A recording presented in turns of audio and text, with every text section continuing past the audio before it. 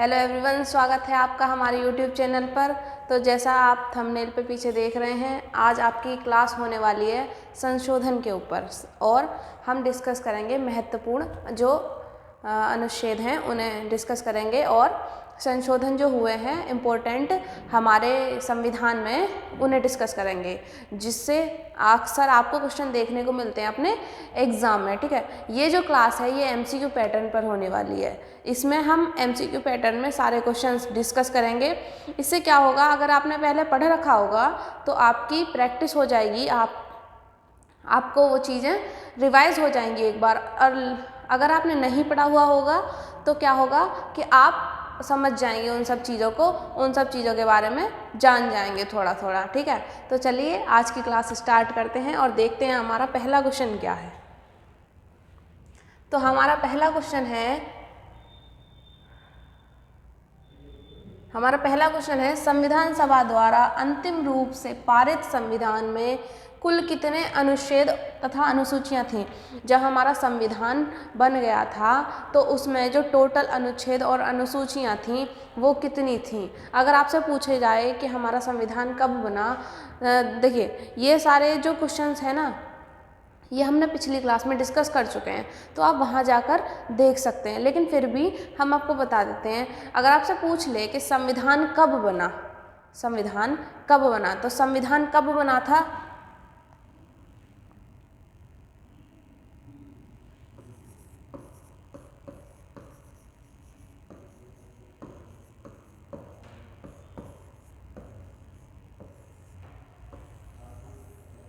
छब्बीस नवंबर 1946 में हमारा संविधान बन गया था। कितने में? 1946 में। और ये लागू कब हुआ था? ये लागू हुआ था हमारा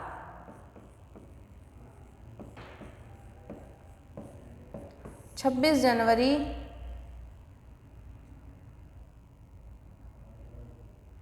1949। एक मिनट रुकिए।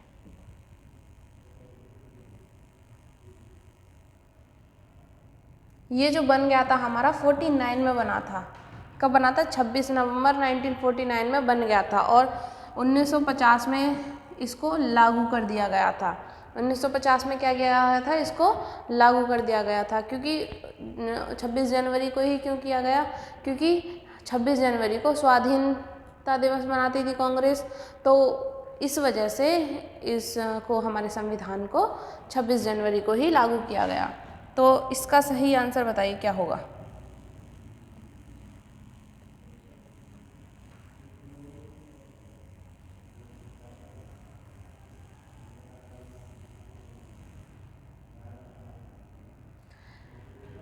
जब हमारा संविधान बना था तो उसमें कितने आर्टिकल थे और कितनी अनुसूचियां थीं?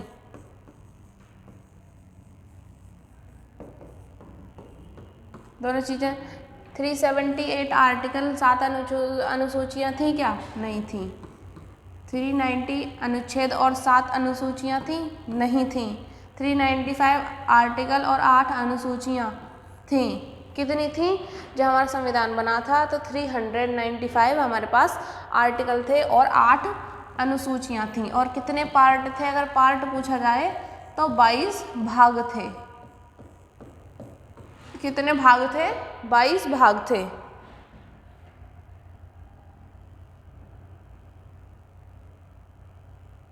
चलिए अगला क्वेश्चन है, वर्तमान में कितने अनुच्छेद और कितनी अनुसूचियां हैं? पहले हमसे पूछा कि जब बना था तो कितनी थे, अब हमसे पूछ लिया कि अब वर्तमान में प्रेजेंट में कितने हैं। किसमें?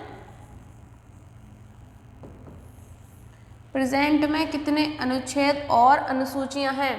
390 अनुच्छेद और 5 अनुसूचियां? नहीं।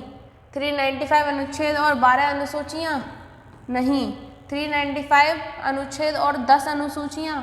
नहीं। 448 आर्टिकल और 12 अनुसूचियां, इतना। तो हमारे संविधान में आर्टिकल बढ़ गए हैं और अनुसूचियां भी बढ़ गई हैं। तो 448 आर्टिकल हो गए और 12 अनुसूचियां हो गई हैं। ठीक है,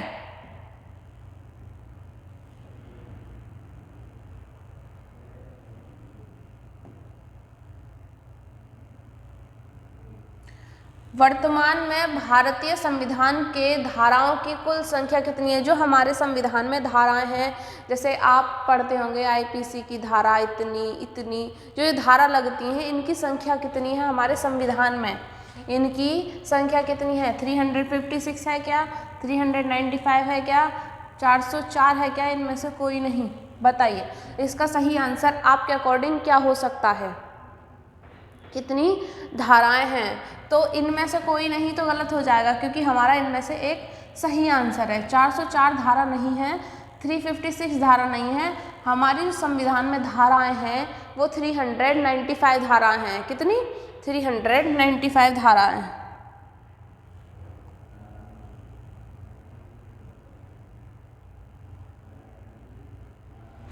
अगला क्वेश्चन है, संविधान के किस अनुच्छेद में यह अंकित है कि इंडिया अर्थात भारत राज्यों का एक संघ होगा? हमारे जो अनुच्छेद है वो किस अनुच्छेद में ये बताया हुआ है जो भारत है वो राज्यों का संघ होगा? तो राज्य और क्षेत्र इन सब के बारे में हमारे पहले आर्टिकल में डिस्कस किया गया है। कौन से? पहले आर्टिकल, पहले शेड्यूल और पहले भाग में भारत और संघराज्य इन सब के बारे में डिस्कस किया गया है, उसके क्षेत्र और राज्य के बारे में। तो कौन सा सही आंसर हो जाएगा? अनुच्छेद 1। अनुच्छेद 1 में ये बताया गया है जो भारत है वो राज्यों का एक संघ होगा।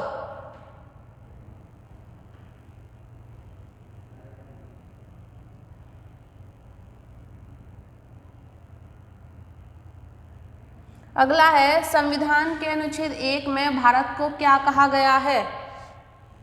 अभी पिछला सेम पिछले क्वेश्चन की तरह क्वेश्चन आ गया आपके सामने, बस क्या हुआ? बातों को घुमा दिया और सेम क्वेश्चन आपके सामने वही रख दिया। चीज़ तो वही है, बस घुमा के रख दिया आपके सामने। तो आपको क्या है? बातों को पकड़ना है और आंसर आपका वही होने वाला है। बस आपको समझने की कोशिश करनी है कि ये कैसे हमें घुमा रहा है।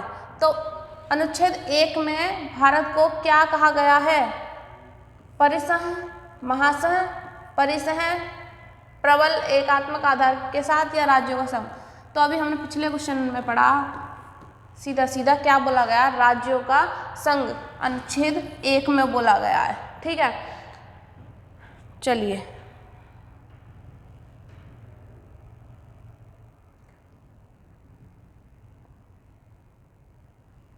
अगला क्वेश्चन, भारतीय संविधान के किन अनुच्छेद में नागरिकता संबंधी प्रावधान दिया गया है?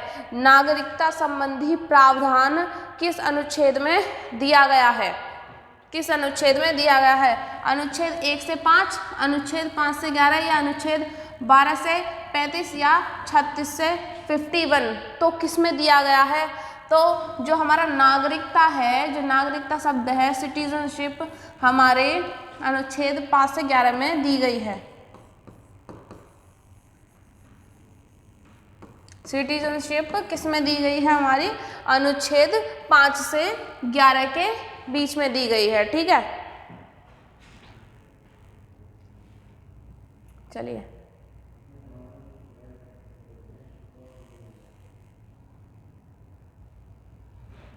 निम्न में से किन अनुच्छेद द्वारा भारतीय संविधान नागरिकों को मूल अधिकार निश्चित प्रदान करता है? निम्नलिखित में से किन अनुच्छेद द्वारा भारतीय संविधान नागरिकों को मूल अधिकार, जो मूल अधिकार हैं वो किस अनुच्छेद में दिए गए हैं? क्या पूछा आपसे? जो मूल अधिकार हैं किस अनुच्छेद में दिए गए हैं? बातों को घुमा दिया है। तो मूल अधिकार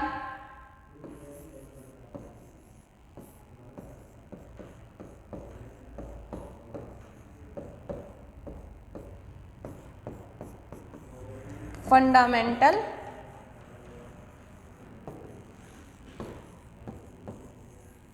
राइट। तो आपको पता होना चाहिए जो हमारे मूल अधिकार हैं वो हमारे अनुच्छेद 12 से 35 में दिए गए हैं। अनुच्छेद 12 से 35 में दिए गए हैं हमारे मूल अधिकार। मूल अधिकारों की संख्या कितनी होती है? अगर मैं आपसे पूछूं कि मूल अधिकारों की संख्या कितनी होती है, बताइए। तो मूल अधिकारों की संख्या कितनी होती है? कितनी? 6 होती है। और पहले कितनी होती थी? पहले 7 होती थी, लेकिन अब क्या हो गया? अब मूल अधिकार 6 हो गए हैं। संपत्ति के अधिकार को हटा दिया गया है।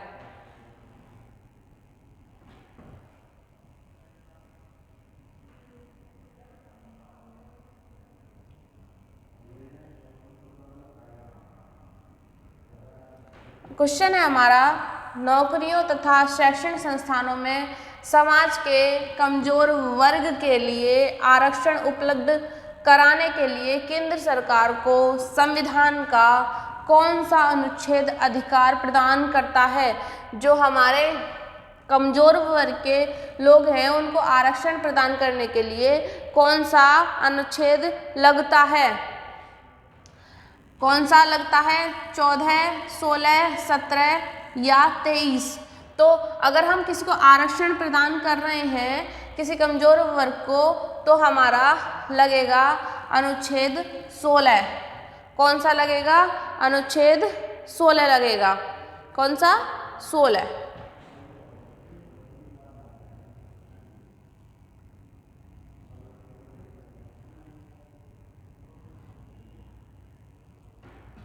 भारत के संविधान का निम्न में से कौन सा अनुच्छेद अस्पृश्यता का उन्मूलन करता है तथा किसी भी रूप में इसके आचरण का निषेध करता है?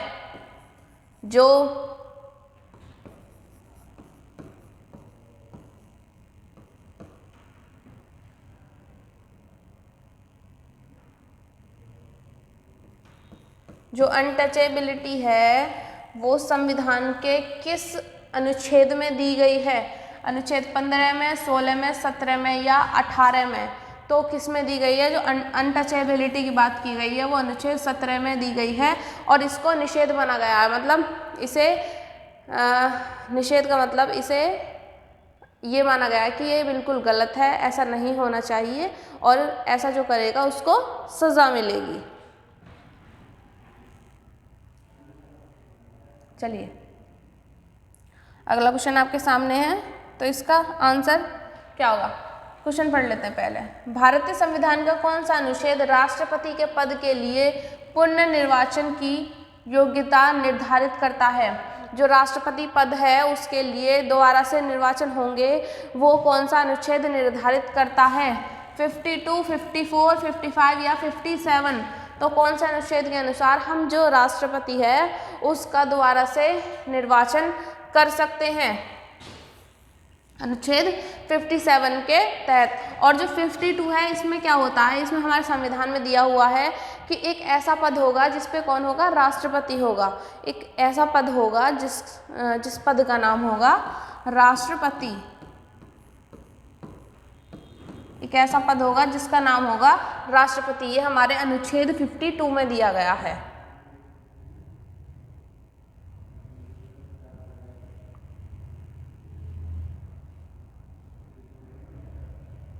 चलिए, भारतीय संविधान के किस अनुच्छेद के अंतर्गत भाषण एवं अभिव्यक्ति की स्वतंत्रता के अधिकार की गारंटी दी गई है?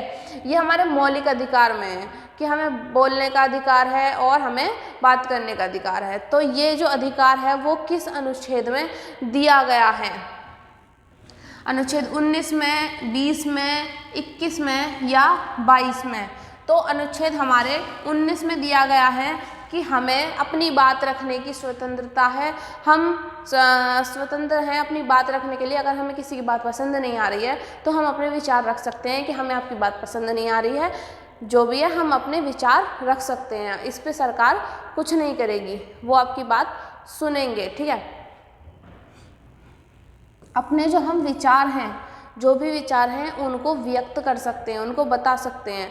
अगर हमें जो सरकार चल रही है उसकी चीज़ें पसंद नहीं आ रही हैं तो हम डायरेक्ट बता सकते हैं कि हमें सरकार बिल्कुल पसंद नहीं है, इसकी चीज़ें पसंद नहीं है। ऐसा नहीं है कि हमने बोल दिया और वो हमें जेल में डाल देंगे, ऐसा नहीं होगा, क्योंकि संविधान ने हमें स्वतंत्रता दी है कि आप अपने जो भी अभिव्यक्ति है, मतलब जो भी आप बोलना चाहते हैं वो बोल सकते हैं, लेकिन ऐसा ना हो कि आप गलत ही बोल रहे हो, ठीक है। ये भी आपको ध्यान रखना चाहिए, सही चीज़ बोल सकते हैं लेकिन गलत नहीं।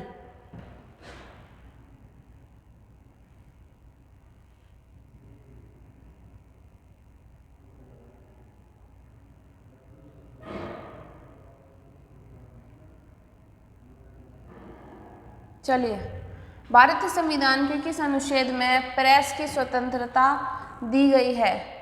जो कौन सा अनुच्छेद है जिसमें प्रेस की स्वतंत्रता दी गई है? अनुच्छेद 14 में, 25 में, 21A में या 19A में? तो जो हमारी प्रेस की स्वतंत्रता दी गई है वो 19I में दी गई है। किस में दी गई है? 19I में। और 19 में खाली क्या दी गई थी हमें? भाषण या अभिव्यक्ति की स्वतंत्रता दी गई थी।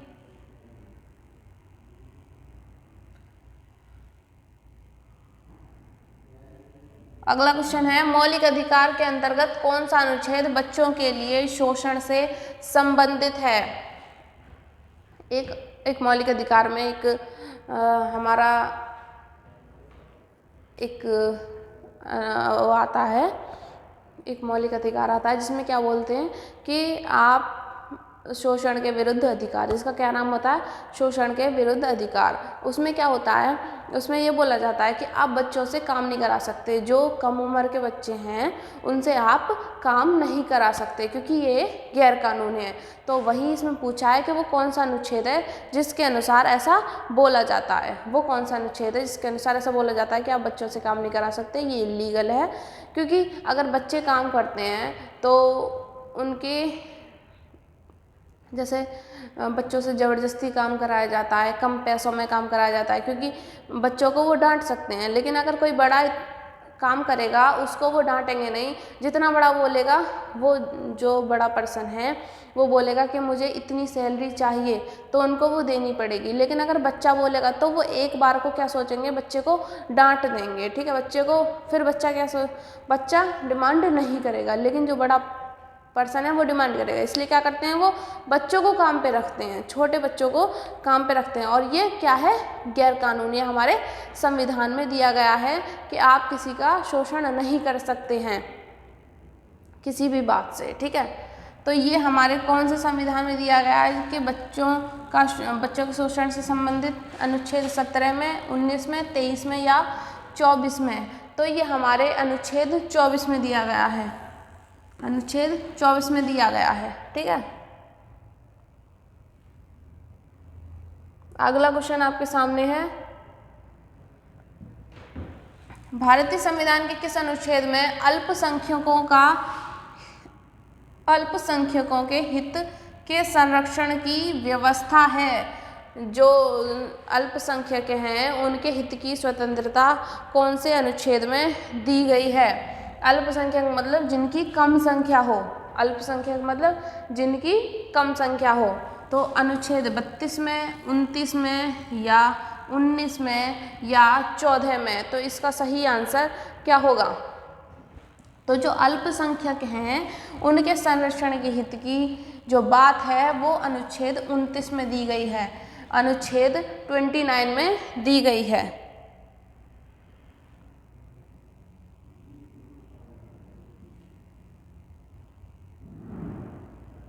अगला क्वेश्चन आपके सामने है, कौन सा अनुच्छेद के अंतर्गत भारत का सर्वोच्च न्यायालय नागरिक के मौलिक अधिकार की रक्षा करता है?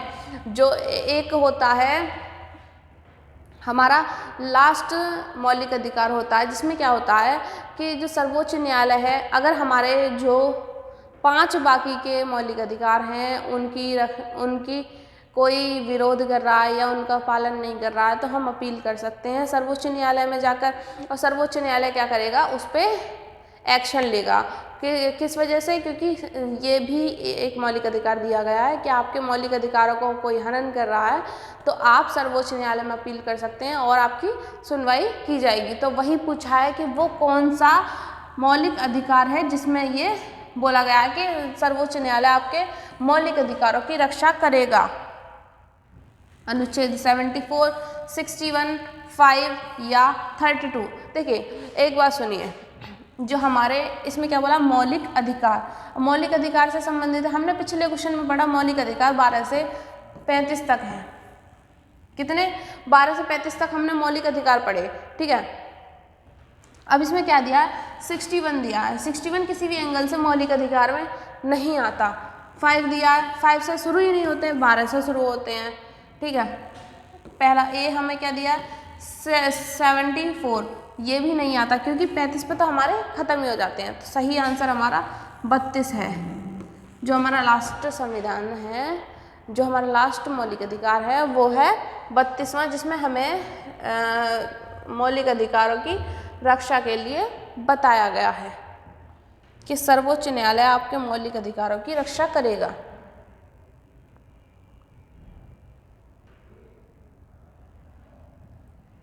भारतीय संविधान के किन अनुच्छेद में राज्य के नीति निर्देशक तत्वों का उल्लेख है? जो नीति निर्देशक तत्व हैं, जो भारत के नीति निर्देशक तत्व हैं, उनका उल्लेख किससे कितने से कितने तक अनुच्छेद में दिया गया है? 33 से 46 तक, 34 से 48 तक, 36 से 51 तक या 37 से 52 तक। तो आपका सही आंसर क्या होगा? जो नीति निर्देशक तत्व हैं वो हमारे अनुच्छेद 36 से 51 तक दिए गए हैं, जिनको हम DPSP भी बोलते हैं।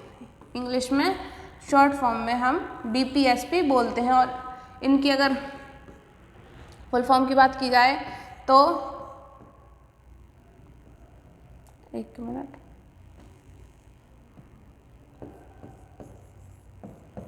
डायरेक्टिव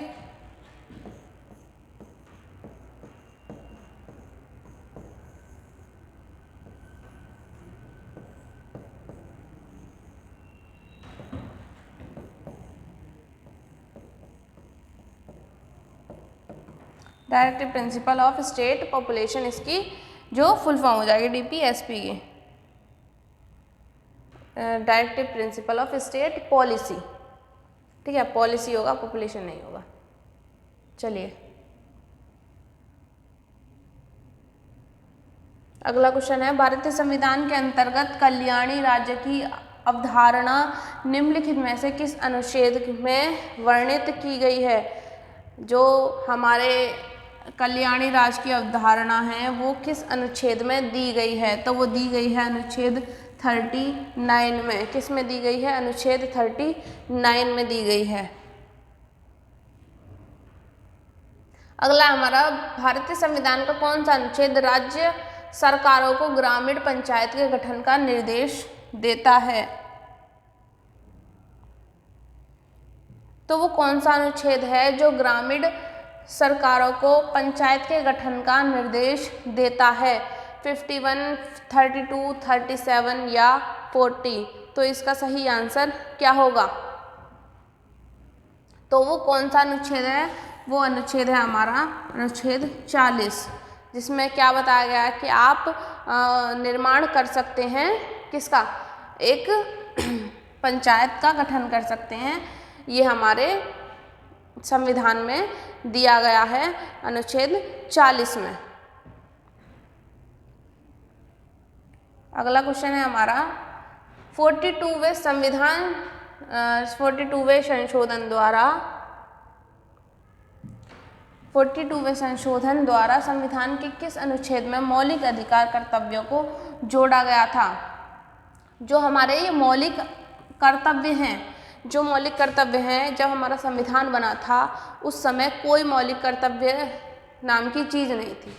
कोई भी एक मौलिक कर्तव्य नाम की चीज़ नहीं थी। लेकिन क्या हुआ कि ज़रूरत पड़ी भारत देश को कि मौलिक कर्तव्य भी हों। जो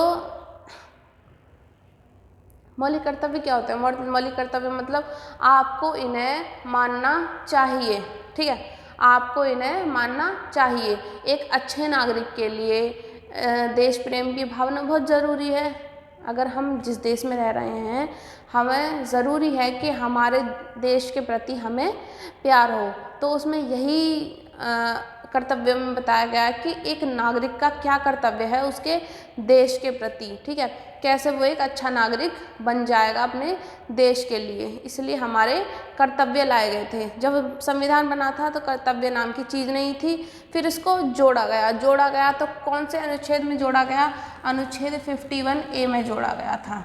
इसके लिए एक नया अनुच्छेद बनाया था 51A के नाम से, उसमें हमारे मौलिक कर्तव्यों को जोड़ा गया था संविधान में।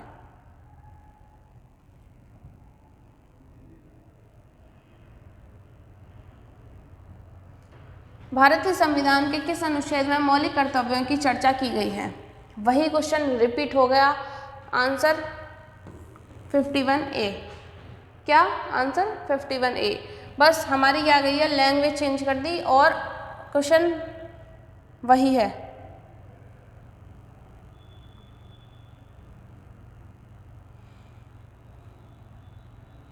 संघ की कार्यपालिका शक्ति राष्ट्रपति में निहित होगी, ठीक है, जिसका प्रयोग वह स्वयं या अपने अधिकार के द्वारा करेगा।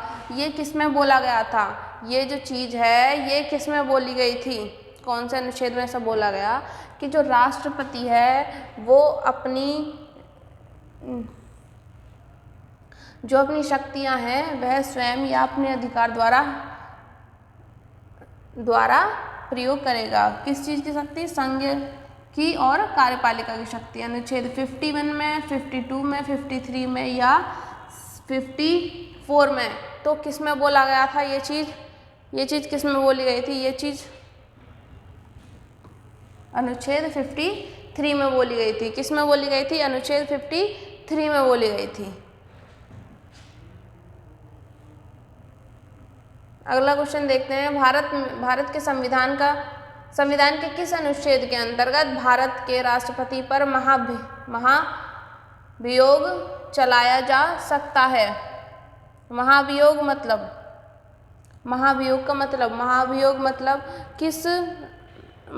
मतलब होता है कि वो कौन सा प्रोसीजर होगा जिसके द्वारा हम एक राष्ट्रपति को उसके पद से हटा सकते हैं। किसको हटा सकते हैं? राष्ट्रपति को उसके पद से हटा सकते हैं। महाभियोग का मतलब ये हो गया। अब महाभियोग मतलब राष्ट्रपति को निकालता कौन है? किसके पास अधिकार है कि आप राष्ट्रपति को निकाल सकते हैं? तो बताइए, कमेंट बॉक्स में बताएं। चलिए, भारत के संविधान में किस अनुच्छेद के अंतर्गत भारत के राष्ट्रपति पर महाभियोग चलाया जा सकता है? अनुच्छेद 61, 75, 76 या 85? तो अनुच्छेद 61 के तहत।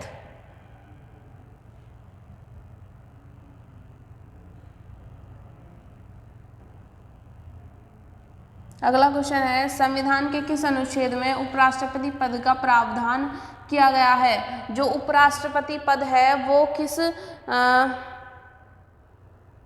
किस अनुच्छेद में दिया गया है? 52, 53, 63 या 76?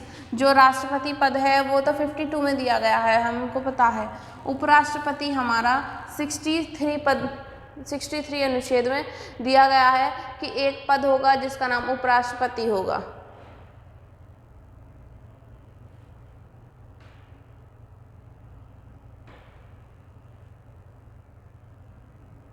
चलिए, संविधान के किस अनुच्छेद के अंतर्गत मंत्रीगण सामूहिक रूप से लोकसभा के प्रति उत्तरदायी होंगे?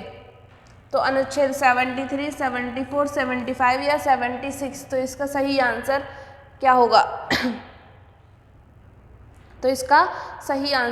क्या होगा? तो ये अनुच्छेद 75 में दिया गया है। कौन से में? अनुच्छेद 75 में।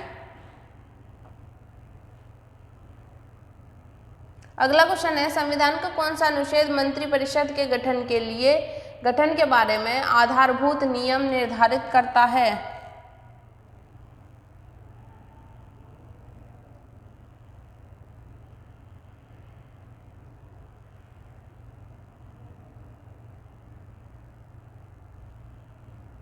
क्वेश्चन है, संविधान का कौन सा अनुच्छेद मंत्रिपरिषद के गठन के लिए आधारभूत नियम निर्धारित करता है? अनुच्छेद 26, 32, 75 या 356। तो हमारा अनुच्छेद 75 निर्धारित करता है, क्या निर्धारित करता है? मंत्रिपरिषद के गठन के बारे में। आधारभूत की जो मंत्रिपरिषद है उसका गठन किस आधार पर होगा?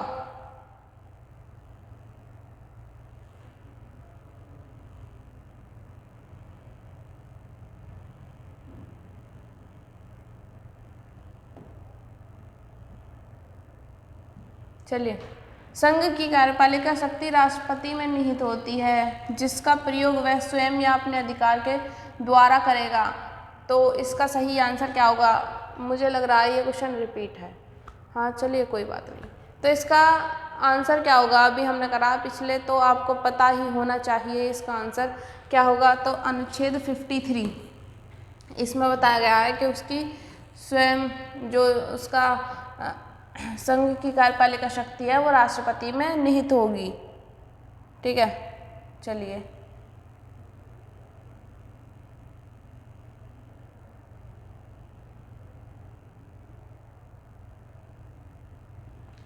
भारत के संविधान के किस अनुच्छेद के अंतर्गत भारत के राष्ट्रपति पर महाभियोग चलाया जा सकता है?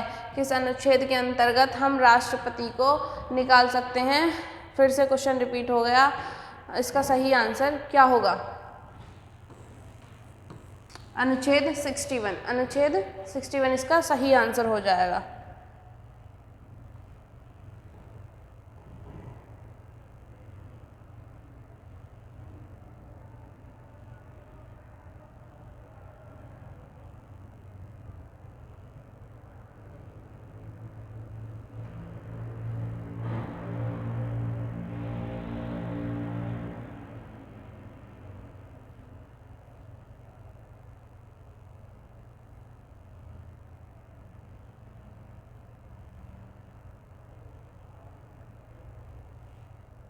चलिए,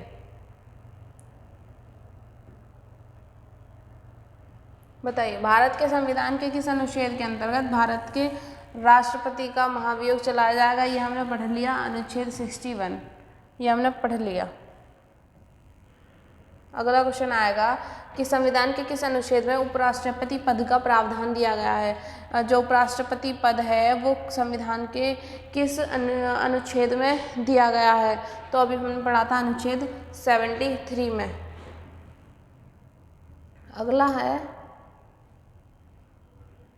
अगला हमारा क्वेश्चन है, संविधान के किस अनुच्छेद के अंतर्गत मंत्रीगण सामूहिक रूप से लोकसभा के प्रति उत्तरदायी, जो मंत्रीगण हैं वो सामूहिक रूप से लोकसभा के प्रति उत्तरदायी होंगे?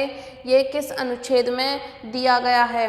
ये हमारा किस अनुच्छेद में दिया गया है? तो हमारे अनुच्छेद 75 में ये दिया गया है कि जो मंत्रीगण समूह होगा वो लोकसभा के प्रति उत्तरदायी होंगे।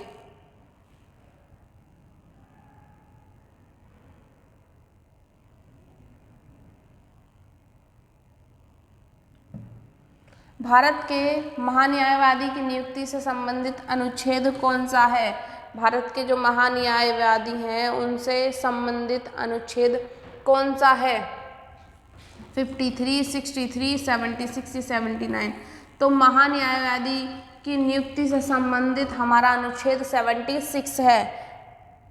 कौन सा अनुच्छेद है? अनुच्छेद 76।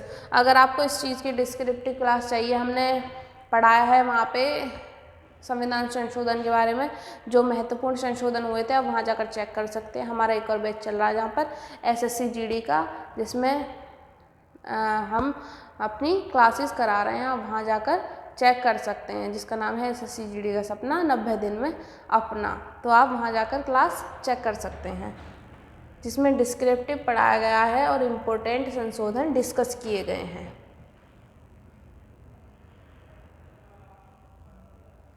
कौन सा अनुच्छेद संसद के 2 अधिवेशन के बीच 6 माह के अंतराल की अनिवार्यता का उल्लेख करता है? तो इसका सही आंसर क्या होगा?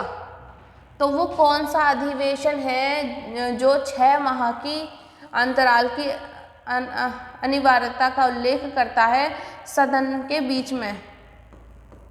मतलब जो संसद के दोनों सदन हैं, लोकसभा राज्यसभा, उनके बीच में। तो अनुच्छेद 81, 82, 83 या 85। तो इसका सही आंसर क्या होगा? इसका सही आंसर है अनुच्छेद 85।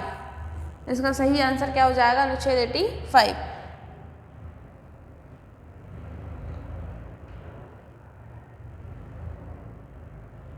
अगला क्वेश्चन है, राष्ट्रपति संविधान के किस अनुच्छेद के अंतर्गत लोकसभा को भंग कर सकता है? राष्ट्रपति को ये पावर होती है कि वो लोकसभा को भंग कर सकता है। तो वो कौन सा अनुच्छेद है जिसके अंतर्गत उसे ये पावर दी गई है कि वो लोकसभा को भंग कर सकता है? तो अनुच्छेद 85 के तहत वो क्या कर सकता है? लोकसभा को भंग कर सकता है। ठीक है। संविधान के किस अनुच्छेद द्वारा संसद की संयुक्त बैठक का प्रावधान किया गया है? किस अनुच्छेद के द्वारा संसद की संयुक्त बैठक का प्रावधान किया गया है? अनुच्छेद 106, 108, 110 या 112। तो इसका सही आंसर क्या होगा? अनुच्छेद 108 के तहत। अनुच्छेद 108 के तहत संविधान की जो संयुक्त बैठक है उसका प्रावधान किया गया है।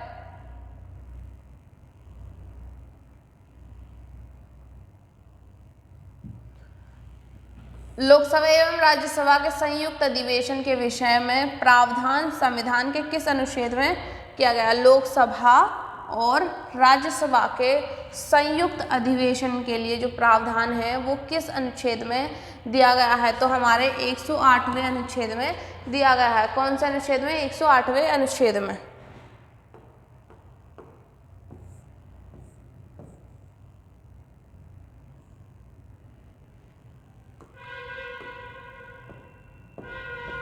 चलिए, वर्ष 1978 में संशोधन ने मौलिक अधिकार के रूप में संपत्ति के अधिग्रहण अधिकार तथा बिक्री को समाप्त कर दिया।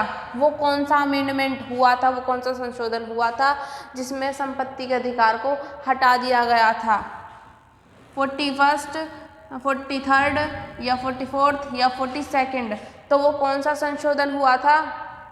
तो वो 44वां संशोधन था। जब क्या हुआ था? जो संपत्ति का अधिकार था उसे मौलिक अधिकार की लिस्ट से हटा दिया गया था, उसे कानूनी अधिकार बना दिया गया था।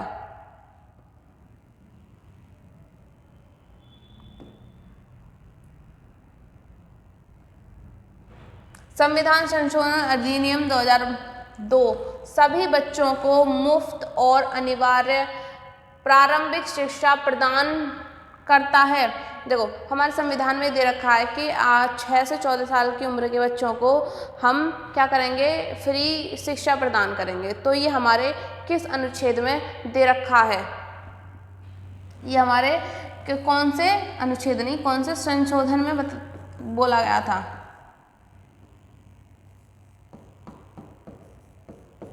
कौन से संशोधन में ये बोला गया था कि हम फ्री शिक्षा देंगे बच्चों को? तो 86वें संशोधन में। कौन से? 86वें संशोधन में बोला गया था। ठीक है।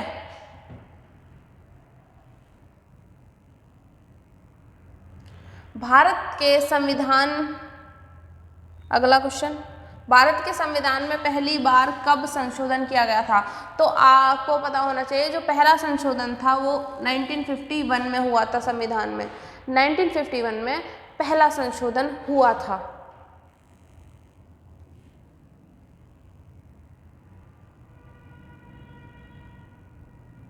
अगला है 124वें संशोधन विधेयक 2019 का संबंध किससे है? जो 124वां संशोधन हुआ था उसका जो संबंध है वो किससे है? 3 तलाक से, एयर इंडिया का निजीकरण या जीएसटी या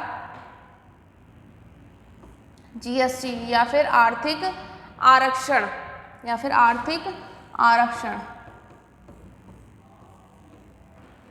तो इसका जो संबंध है 124वें संशोधन का, ये आर्थिक आरक्षण से है। किससे? आर्थिक आरक्षण से।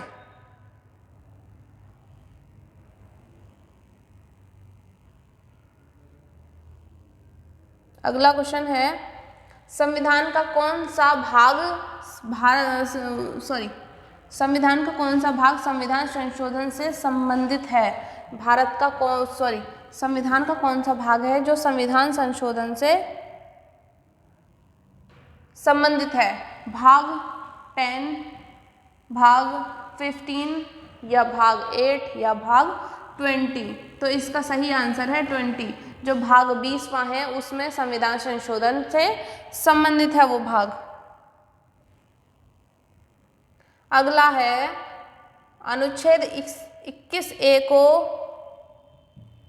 किस संवैधानिक संशोधन अधिनियम के द्वारा लगाया गया था? जो 21A हमारा अनुच्छेद है उसको किस संवैधानिक संशोधन के द्वारा लगाया गया था?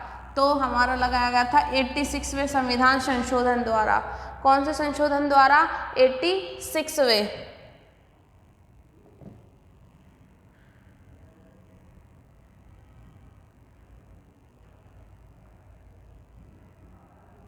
अगला है हमारा, किस संवैधानिक संशोधन अधिनियम के द्वारा संविधान में दल बदल विरोधी प्रावधान किए गए थे?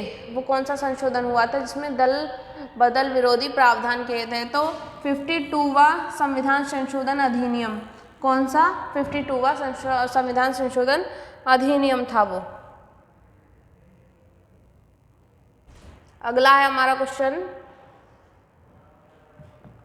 संविधान में किया गया कौन सा संशोधन भारत का लघु संविधान कहलाता है? वो कौन सा संशोधन हुआ था जिसमें ऐसा बोला गया था कि ये भारत का सबसे बड़ा संविधान है? ठीक है, जिसे वर्ष 1976 में राष्ट्रीय आपातकाल के दौरान लगाया गया था। जब 1976 में इमरजेंसी लगी थी उस दौरान लगाया गया था। तो वो कौन सा संशोधन हुआ था? तो इसका सही आंसर क्या होगा? तो वो 42nd जो हमारा संविधान संशोधन हुआ था उसमें ये बताया गया था।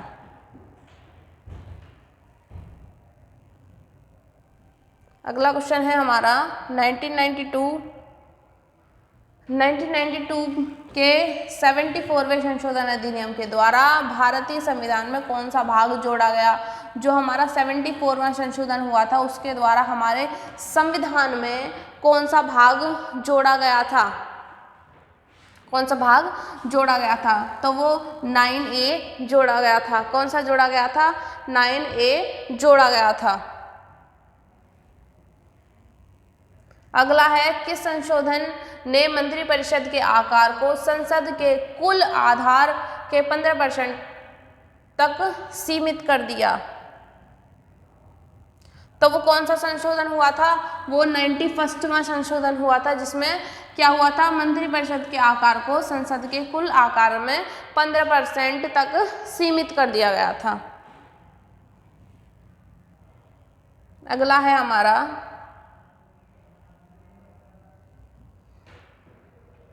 भारतीय संविधान की कौन सी अनुसूची नगर पालिकाओं से संबंधित है? नगर पालिकाओं से संबंधित कौन सी अनुसूची है भारत की?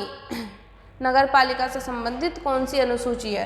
तो नगर पालिका से 12वीं अनुसूची है वो नगर पालिका से संबंधित है।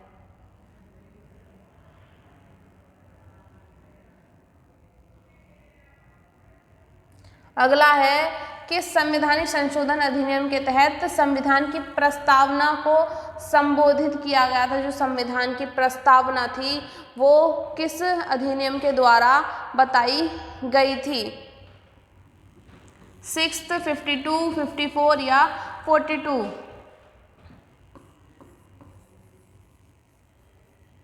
जिसे हम प्रीएम्बल भी बोलते हैं। क्या बोलते हैं? प्रीएम्बल।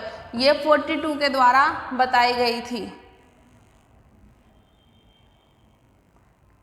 अगला क्वेश्चन आपके सामने है। अगला क्वेश्चन है, किस संशोधन ने राष्ट्रपति के लिए संवैधानिक संशोधन विधेयक पर अपनी सहमति देना अनिवार्य कर दिया? 24वां, 44वां, 58वां या 28वां? तो ये हमारा 44 संशोधन था। इसमें क्या हुआ था कि जो राष्ट्रपति के लिए क्या किया गया था, संवैधानिक संशोधन विधेयक पर अपनी सहमति देना अनिवार्य है। जो विधेयक हैं उन पर राष्ट्रपति अपनी सहमति देंगे, ये अनिवार्य कर दिया हमारे 44th अमेंडमेंट में, 44वें संशोधन ने।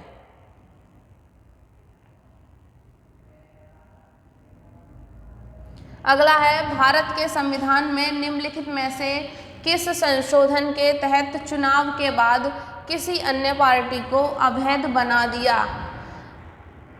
वो कौन सा संशोधन हुआ था जिसके बाद किसी अन्य पार्टी को अवैध बना दिया गया था? तो वो कौन सा संशोधन हुआ था बताइए। 92वां, 52वां, 61वां या 86वां? तो इसका सही आंसर क्या होगा? तो वो कौन सा हुआ था? 52वां संशोधन हुआ था, जिसमें किसी और पार्टी को अवैध बता दिया गया था चुनाव के तहत।